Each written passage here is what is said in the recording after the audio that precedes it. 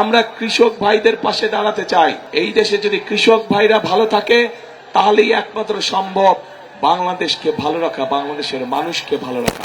এই সিরাজগঞ্জ এবং পাবনা আমরা জানি এখানে যেমন কৃষি আছে তেমন একইভাবে ছোট ছোট মিল কারখানাগুলো আছে, কিন্তু এই মুহূর্তে কৃষিকেও যেমন আমাদের টেনে উঠাতে হবে, কৃষক ভাইদের পাশে দাঁড়াতে হবে, একই সাথে লক্ষ লক্ষ তরুণ যুবকের কর্মসংস্থানের ব্যবস্থা করতে হবে। নতুন নতুন শিল্প পার্ক স্থাপনের মাধ্যমে আমাদেরকে এই সমস্যার সমাধান করতে হবে।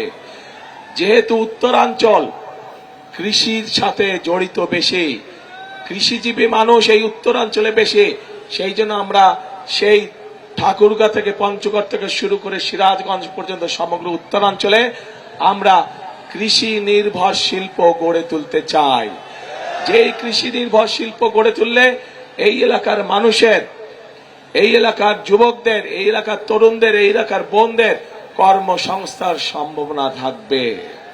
প্রিয় ভাই বোনেরা, একই সাথে আমরা যদি তাঁতের কথা বলি, আমরা যদি লুঙ্গির কথা বলি, রঙের কথা বলি, প্রথমেই চোখের সামনে ভেসে ওঠে সিরাজগঞ্জ পাবনার এলাকার কথা।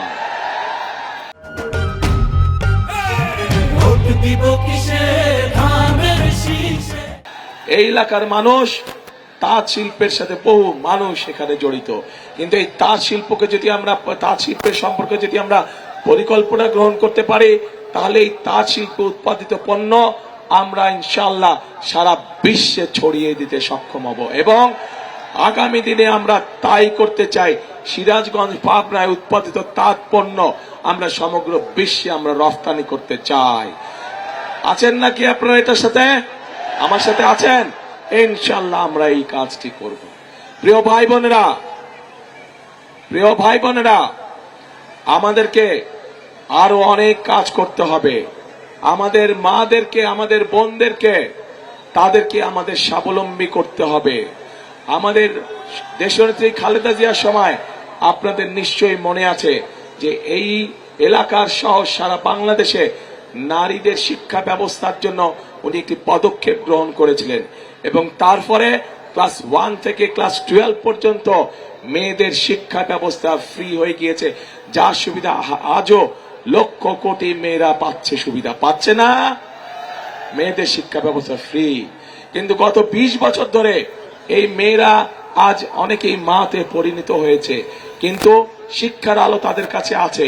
কিন্তু এখন আগামী বিএনপি সরকার, আপনাদের আগামী বিএনপি সরকার, আপনাদের আগামী ধানের শীষের সরকার এই মায়েদেরকে স্বাবলম্বী করে গড়ে তুলতে চায়, অর্থনৈতিকভাবে স্বাবলম্বী করে গড়ে তুলতে চায়।